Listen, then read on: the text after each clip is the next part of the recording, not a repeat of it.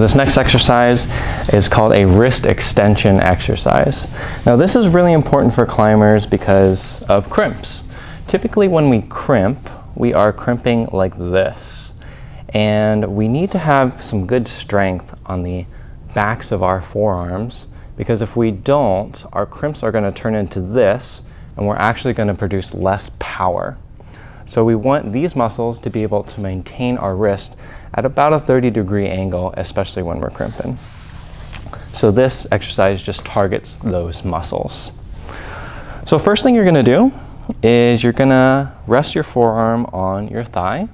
Your wrist is going to be bent all the way down, and you're just going to be gently holding this dumbbell. I typically use a 5-pound, but you can go down to 2.5 or 3, or as much as 10 to 15, depending on how strong you are. But I find that 5 is perfect. Now you're going to start with this hand down, and you're just going to bring this wrist up, and I actually also bring it a little bit towards your thumb side. So almost a slight diagonal towards your thumb.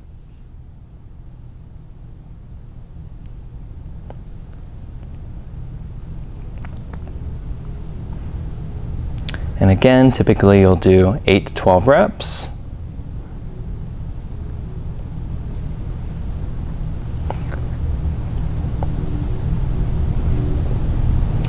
Now when I do this as well, I'll do them both with my elbow bent and with my elbow straight. So I'll bring my leg up like this, I'll rest my elbow on my knee and have my knee straight. And the reason I'm doing this is because you're actually changing the length of the muscle. So you're actually strengthening this muscle at 2 different lengths. And you can either do this by doing 4 reps in the bent position, 4 reps in the straight position, or if you're doing 12 reps, 6 and 6.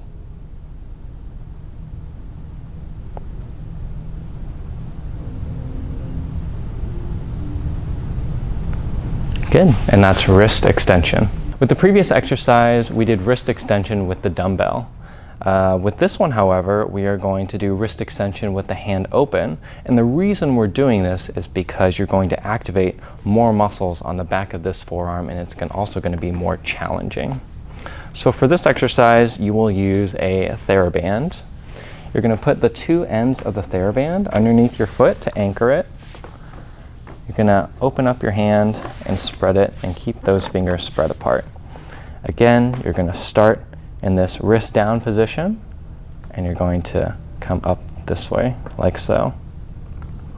It is much more challenging, so you might want to use a very light TheraBand, so a red TheraBand or a yellow.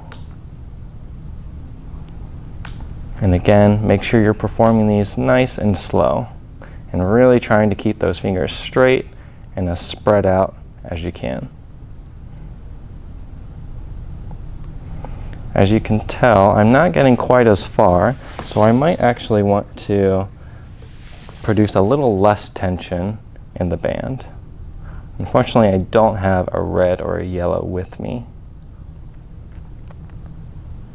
And preferably, as you're doing this, you would definitely want to get that wrist as high as you can, as high as it can possibly go. So that way, you're working those muscles through the entire range of motion.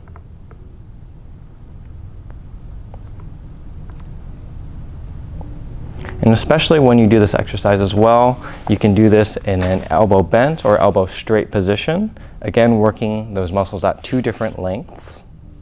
And again, you'll probably want to use a lighter resistance TheraBand. All right, this next one, we're going back to the dumbbell. We are doing forearm rotation. When we're climbing, we're often maintaining our hands, our palms towards the wall, and our muscles that bring our forearms towards the wall will get overdeveloped and essentially cause a lot of problems, especially in the wrists and the elbows. So this is to, one, both stretch and work those muscles in a lengthened position instead of a shortened position. and to also work the muscles again on the backs of the forearms. So a little bit of muscle balance work. Now as you're rotating side to side, you'll definitely want to perform them slowly, and you'll want to keep your wrist up at that 30-degree angle that we like.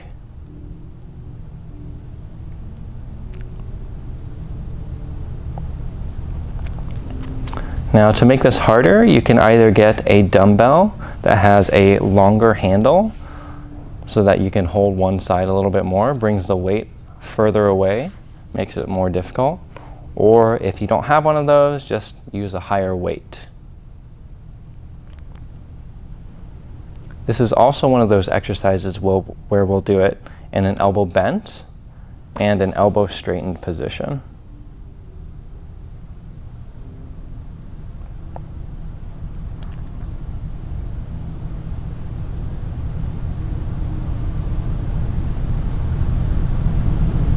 One thing to make sure of as you're doing this, especially when your elbow is straight, that when you rotate it out and in, that you don't want your shoulder rotating out and rotating too far in. We only want movement from the forearm. And what I do is I'll take my left hand and I'll put it kind of right at the elbow just to make sure that there's not any extra rotation in my upper arm.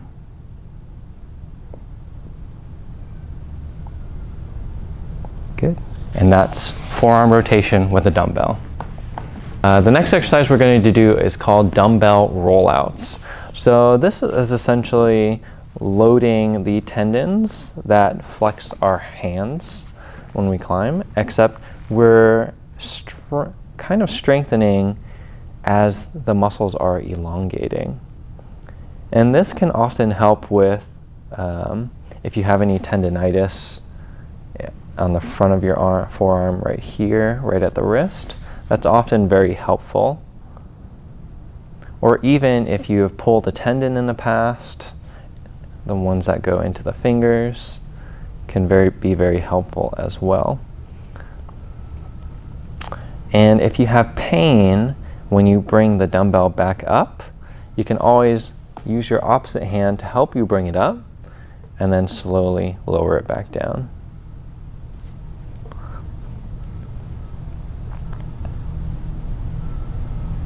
Now just make sure when you're doing the lowering portion that as you lower, your elbow isn't straightening, because then you're transitioning the weight and the stress through different muscles.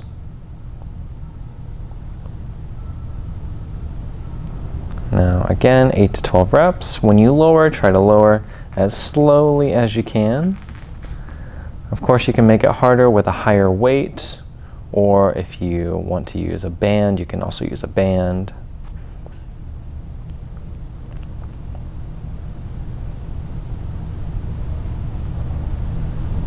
Good. And those are dumbbell rollouts. So this next stretch, we're going to be stretching the flexors of the forearm. These are the muscles that grip and close our hand and our main muscles on our forearms that we use when we climb. So again, the more you use it, it's going to get tight, especially if you don't stretch it. So we're going to stretch it. All right. So typically you'll do this stretch on a box or a bench or anything that you can press your hand into. First, you're going to start with your fingers going forward, straight in front of you. You're going to bring the shoulder over your palm, and you're going to hold that position. You're going to try to flatten these middle knuckles into the box. And again, like previously, you're going to dose this for 180 seconds, 3 times a day. So either 3 repetitions of 60 seconds or 6 repetitions of 30 seconds.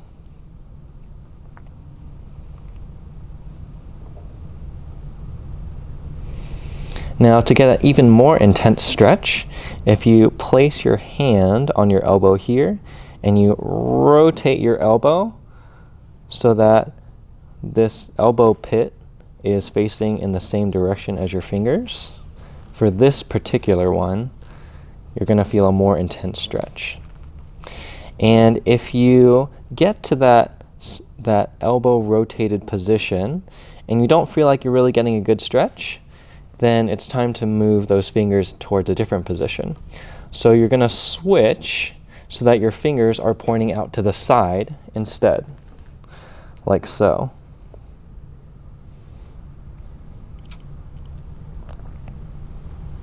And same thing, pressing those middle knuckles of your fingers down, keeping your shoulder above that hand.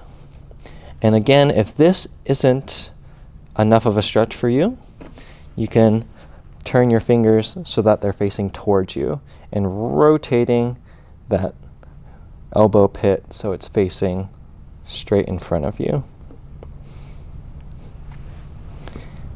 And if you're good with that, you can actually do them on both hands at the same time, just to save a little bit of time. So this next stretch, we're stretching the muscles on the backs of our forearms instead of the fronts of our forearms here. Again, the reason we do this is to make sure that the muscles on the back of our forearms, the ones that keep our wrists back like so, have enough elasticity and movement through them. So keeping them nice and healthy.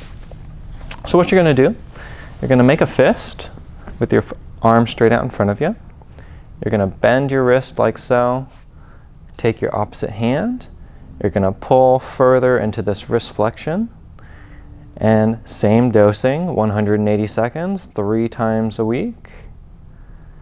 If you feel like that's not enough of a stretch, you can almost rotate so that the pit of your elbow is facing a little bit more up towards the ceiling instead of towards the opposite side.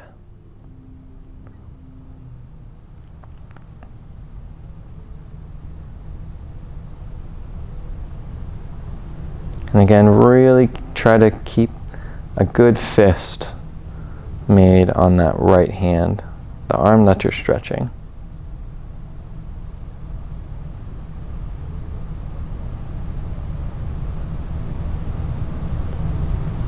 Good, and of course make sure you do it on both sides.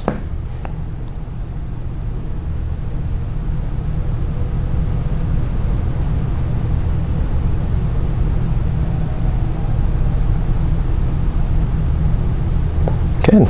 And that is the wrist extensor stretch. Now this next exercise is called finger extension and abduction, which is essentially a fancy word for saying straightening your fingers and spreading them out. Now I like to use a Metolius ball just for convenience. However, you can do it with a TheraBand like this, and I'll show you how to set that up after I do it with the Metolius ball. So similar to the dumbbell forearm exercises, you're going to do this in 2 positions, elbow flexed and elbow straight. Starting position, you're going to start squeezed on the ball, wrist all the way down. With your wrist all the way down, you're going to spread your fingers, and then you're going to raise your wrist up like so. Keep them spread out as far as you can and the fingers as straight as you possibly can, and then go back down to the starting position.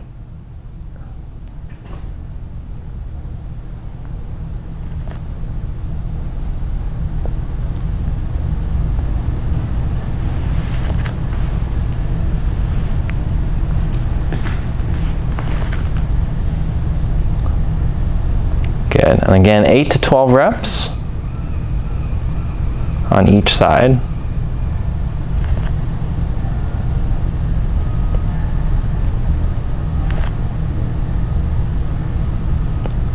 Very good. Now to set it up with the TheraBand, you're going to hold the ends in one hand. It might be easier to start with your fingers spread so you know how they're going to spread. You're going to start in that position, spread those fingers as much as you can, and then wrist up. You don't have to put a lot of tension in the TheraBand, to do this one. And you might have to readjust the TheraBand every now and then just to reposition your hand in there. Otherwise, your fingers might slip out. But I like the Metolius ball better because it's smoother and you get the bands pulling in the directions that you want them to. But that is the finger extension abduction exercise. Using the rice bucket will simulate it, but you're not going to get as much resistance, so you'll have to do either more sets or more reps of it. All right, this next stretch, we are stretching these small muscles on the insides of our palms. Now these muscles, they typically act to open and close the fingers like this, as well as bend our fingers and our knuckles this way. And typically when we're climbing, we are keeping all of our fingers right next to each other. We're never climbing like this. So oftentimes if you just rest your hand like so, you'll notice that your middle and your ring finger will just kind of pull together. And that's just because those muscles are really being overused. So to stretch these, what you're going to do is you're going to curl your knuckles this way, and you're going to use your opposite hand to press those knuckles into your leg. You should feel a really good stretch like this. However, if you don't really feel too good of a stretch, you can progress it to spreading those fingers apart and really trying to spread them as far as you can. Now this also stretches a specific ligament that's on the backs of your fingers. You'll really feel it, especially on the middle finger on the back of the knuckle here. Typically you'll get a little bit of stretch, but if you really want to stretch that specific ligament, you'll have to hold this stretch for very, very extended periods of time, like upwards of 8+ minutes, which is very uncomfortable. So if you have a lot of range of motion missing in that finger, you might want to do that. But if you still have adequate range of motion to do everyday things, then you probably don't need to. So the last upper extremity exercise we have for you is tendon glides. So the tendons of the forearms that run into the fingers are held in little circular tendons that keep them snug around your fingers.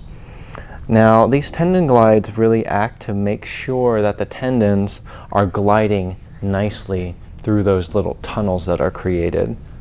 So the first thing you're going to do is you're going to have to start with your palm open, fingers straight, and then you're going to bring those fingers down to the bottom of your palm here, and then you're going to start to bend the furthest knuckles, keeping the fingertips on your palm as much as you can and sliding them up along your palm and opening. Again, really trying to keep those fingertips sliding along the palms as you open up that hand.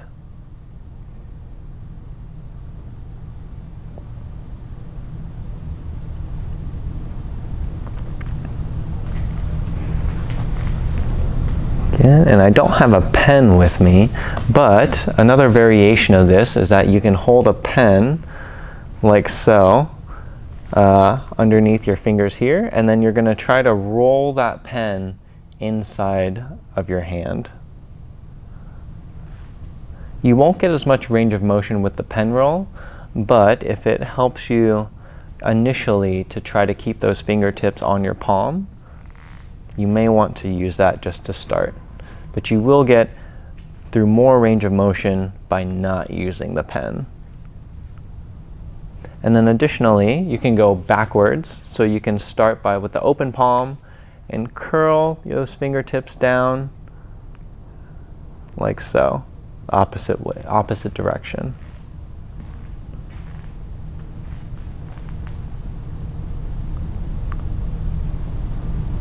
Good, and those are tendon glides.